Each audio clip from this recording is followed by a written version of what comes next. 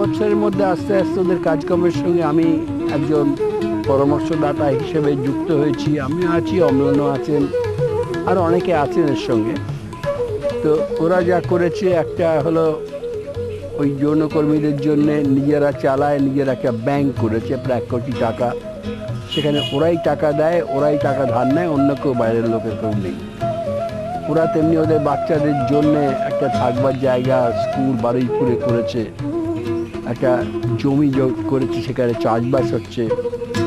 নানা রকমভাবে নিজেদের পায়ে দাঁড়াবার চেষ্টা করছে তারা। এবং তাদের যা বক্তব্য, যে আমিও একমত, যে আমাদের সমাজে বহু লোক আছে যারা কলকাতার মতন বড় শহরে আসে, যাদের বউ ছেলেপুলে কিছুই নেই, চাকরি করতে উপার্জনের জন্য আসে, যাদের জীবনগুলো খুব অত্যন্ত নিঃসঙ্গ, তাদের এরা খানিকটা কিছু সময়ের জন্য আনন্দ দেয়। তো তাদের সে আনন্দ পাবার অধিকারও আছে, এরাও তাদের আনন্দ দেওয়ার এদের অধিকার আছে। এটার ভেতরে এমন কিছু অন্যায় কিছু নেই, যদি না জোর করে করে। সুতরাং একটা লাইন ছিল যে কোনো জায়গায় জানতে পারা যায় যে কোনো মেয়ে অনিচ্ছুক এই পর তাকে আনা হয়েছে, তাহলে সেখানে তার বিরুদ্ধে প্রবল প্রতিবাদ থাকবে ইউনিয়ন থেকে, তাকে অন্য ব্যবস্থা করে দেবে যাতে সে বেরিয়ে যেতে পারে, ফিরে যেতে পারে। আর তা না হলে যারাই আসবে এদের কাছে, তাদের কতগুলো নিয়ম মেনে আসতে হবে। যেমন কন্ডম পড়তে হবে, একটা ডাক্তারের সার্টিফিকেট লাগবে, ব্যাধি নেই। তারপরে ওখানে সমস্ত দালাল ছিল, তাদের বার করে দেওয়া হয়েছে সোনাগাছি থেকে। সুতরাং 10-12 বছরে ওরা একটা বেশ শক্তিশালী সংগঠন হয়ে গড়ে উঠেছে। পত্রিকায় বেড়ে ওদের নিয়মিত বই বেরোচ্ছে, অনেকগুলো পাবলিশিং হাউস করেছে। আমার মনে হয় যে এটা আমার জীবনের শেষ পর্বে একটা ভালো কাজ। এবং আমি যেহেতু চিরকালই মনে করি যে সমাজে যারা নিচের স্তরে থাকে, যাদের কাছে সবভাবে সমাজ সুযোগ সুবিধা আদায় করে নেয় আর কিছু দেয় না, আমার মতন লোকের একটা দায়িত্ব আছে তাদের পেছনে দাঁড়াবার, তাদের সঙ্গে যাবার।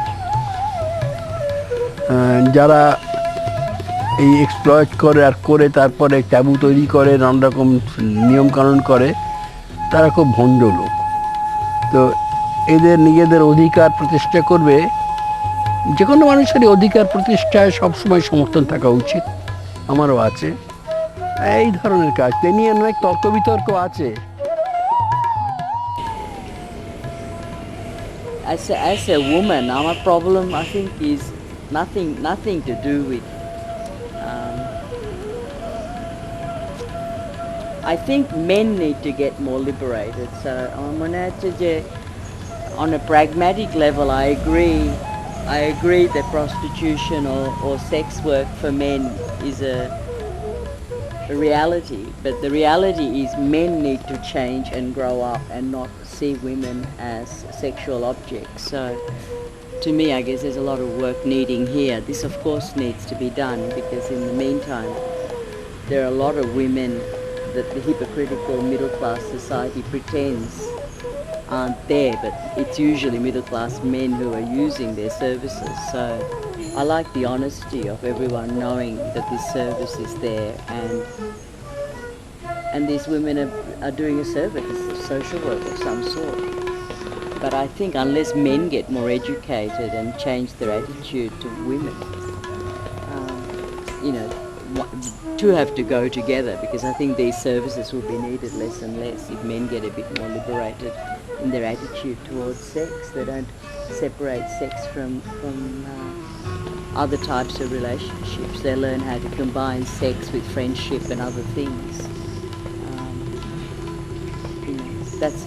That's going to be a lot of hard work, because historically men have always separated sex from other pursuits. So how they're going to do it is not for me, a woman, to say. They have to liberate themselves.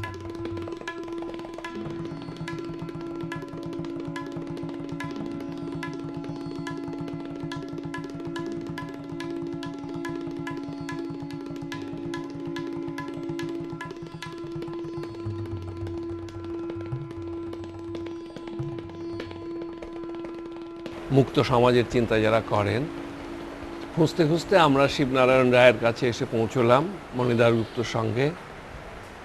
এবং ওদের যে organisation ছিল সেখানে আমি যাইনি কখনো, কেননা কোনো অর্গানাইজেশনে যেতে আর আমার প্রথম জীবন থেকেই একটা অনীহা ছিল, কিন্তু শিবদার সঙ্গে একটা ব্যক্তিগত সম্পর্ক এমন একটা পর্যায়ে গেল যে মনে হয় যে সেই 80-র দশকের শুরু থেকে আজ পর্যন্ত আমরা একই পরিবারে বসবাস করি। ওর সঙ্গে বলাই বাহুল্য ওর চিন্তাভাবনা খুব অ্যাডমায়ার করি, খুবই অনুপ্রাণিত বোধ করি। সেই জন্য এটা হয়েছে, একসঙ্গে থাকতে পারছি, মানে ওই মেন্টালি। আর বহু সময় আমরা একসঙ্গে কাটিয়েছি, খুব ছোট একটা গ্রামেও গিয়ে থেকেছি, মানে কাটিয়েছি সেই মণিদার গুপ্তর গ্রামে, আবার সুন্দরবনেও বেড়াতে গেছি একসঙ্গে। আসলে শিববাবুর সঙ্গে আমরা অন্যান্য পণ্ডিত লোক দুই একজনের সঙ্গে যা মেলামেশা করে দেখেছি, তার সঙ্গে ওর যে একটা মূল তফাৎ, সেটা হচ্ছে উনি একজন ক্রিয়েটিভ মানুষও পাশাপাশি, মানে এমনি সমস্ত থিঙ্কারই ক্রিয়েটিভ পার্সোনালিটি, সন্দেহ নেই, কিন্তু উনি নিজে অসাধারণ কবিতা লিখেছেন, যত কমই লিখুন, এবং যত সাহিত্য যারা করেন, উনি বেসিক্যালি সাহিত্য এবং দর্শনের লোক বলে আমার মনে হয়েছে। এইরকম একজন সাহিত্য এবং দর্শনের জগৎটাকে অসম্ভব ভালোভাবে এক্সপ্লোর করেছেন, এবং যে কোনো ধরনের ক্রিয়েটিভ মানুষকে অ্যাপ্রিসিয়েট করার ক্ষমতা, সে হয়তো অ্যাপারেন্টলি তার কোনো সোশ্যাল স্ট্যাটাসই নেই, অতি হতচ্ছাড়া একজন লোক, সে হয়তো ক্রিয়েটিভ ম্যান, উনি তাকে অ্যাডমায়ার করছেন, তাকে সময় দিচ্ছেন। আরেকজন হয়তো বিরাট হোমরা চোমরা লোক, তার সঙ্গে হয়তো উনি খুব মেজাজি লোক, উনি হয়তো তাকে তাড়িয়ে দিলেন। এই যে শিল্পকর্মের সঙ্গে যে জড়ানোর, এই জড়ানোটা আমার মনে হয় এটাও একটা দার্শনিকতার জায়গা থেকে জড়ানো। এইসব কারণে ওর সঙ্গে থাকতে ভালো লেগেছে এতকাল।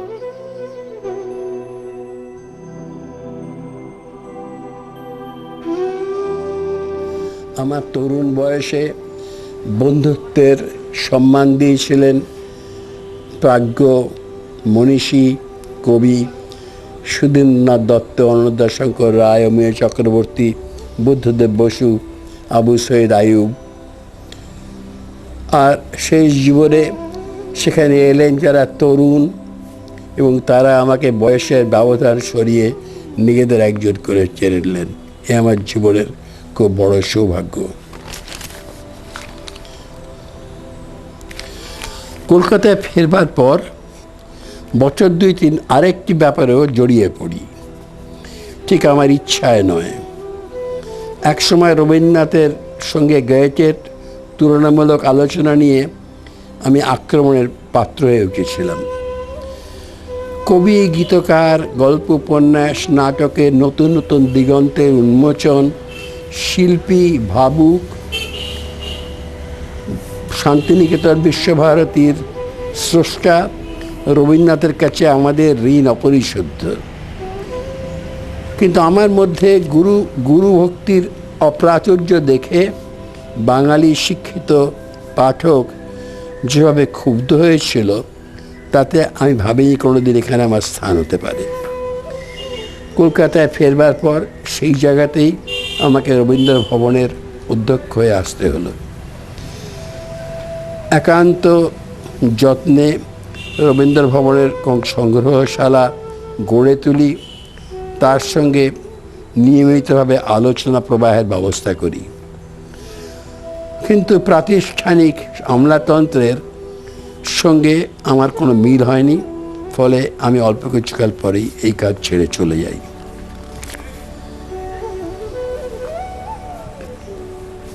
অভিজ্ঞতা এবং নিরন্তর বিচার বিশ্লেষণের ভিতর দিয়ে যে জীবন দর্শন ক্রমে আমার ব্যক্তিটাকে ঐক্য এবং গতি দিয়েছে, তার একদিকে আছে অক্লান্ত জ্ঞানান্বেষণ, অন্যদিকে সমাজে ন্যায়, সাম্য, সহযোগ প্রতিষ্ঠার প্রয়াস।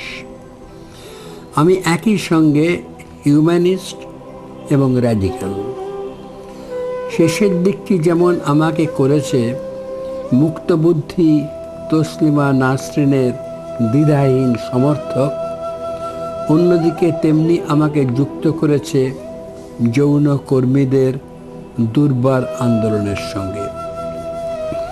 ধর্মীয় অন্ধবিশ্বাস, পুরুষতান্ত্রিক সমাজ সংস্কৃতির বিরুদ্ধে তসলিমার দুঃসাহসিক অভিযানকে আমি তার লেখার সঙ্গে প্রথম পরিচয় থেকেই পূর্ণ সমর্থন করে এসেছি এবং শতাব্দীর পর শতাব্দী ধরে সমাজ যাদের লালসা নিবৃত্তির উপায় মাত্র করে দারিদ্র্য, ব্যাধি, ঘৃণা, অশিক্ষা, শোষণ, নিরাপত্তাহীনতার গাঢ় অন্ধকারে ঠেলে দিয়ে এসছে, তারা যে আজ অবশেষে সংগঠিত হয়ে তাদের মানবিক অধিকার প্রতিষ্ঠার সংগ্রামে নেমেছে, আমার কাছে এ খুব বড় আশার কথা বলেই মনে হয়েছে। জীবনের শেষ পর্যায়ে পৌঁছে আমি যে তাদের এই বৈপ্লবিক আন্দোলনে সহযোগী এবং সমর্থক হবার সুযোগ পেয়েছি, একে আমি সৌভাগ্য মনে করি। তবে আমার জীবনে সম্ভবত সবচাইতে বড় সুখের কথা, যিনি তরুণী অবস্থায় ভালোবেসে আমার সঙ্গী হয়েছিলেন, এই দীর্ঘ জীবনে নানা প্রতিকূল অবস্থার মধ্যেও সব সময় তাকে আমার পাশে পেয়েছি। জীবনে আমার অনেক সংকট মুহূর্ত এসেছে, কিন্তু গীতার সমর্থন থেকে কখনো বঞ্চিত হয়নি। তাছাড়া আমার শিল্পী কন্যা মৈত্রীর বন্ধুতাও আমাকে প্রৌঢ় বয়সে প্রচুর উৎসাহ জুগিয়েছে। সব সময় হয়তো চিন্তায় মেলেনি, কিন্তু তার সঙ্গে কথা বলে সবসময় কিছু না কিছু শিখেছি। আমার ছেলে অমিতাভ শিল্পী এবং কবি, সেও আমার মনে নানা প্রশ্ন জাগিয়ে তুলেছে। আমি নাস্তিক এবং জীবনপ্রেমী। সঙ্গীত, শিল্পকলা, সাহিত্য, দর্শনের মতো প্রকৃতির অফুরন্ত রূপ বৈচিত্র্য, পশু পাখি, স্ত্রী পুরুষের রঙ্গময় জীবনযাত্রা আমার আনন্দের অনিঃশেষ উৎস। 87 বছরে পা দিয়েও আমি আশাবাদী। মানুষের সৃজন শক্তিতে আমি বিশ্বাসী। পঞ্চভূতে প্রত্যাবর্তনের আগে যদি আরও কিছুদিন মস্তিষ্ক সক্রিয় থাকে, ইচ্ছা আছে আমার আত্মজীবনী এবং জীবন দর্শন নিয়ে 2টি বই লিখবার। এখন আমার আর একটি ব্যক্তিগত কামনা, আমার মৃত্যু যেন ঘটে গাছের পাতা ঝরার মতো, নিঃশব্দ, সহজ, অনার্ত নিষ্ক্রমণে।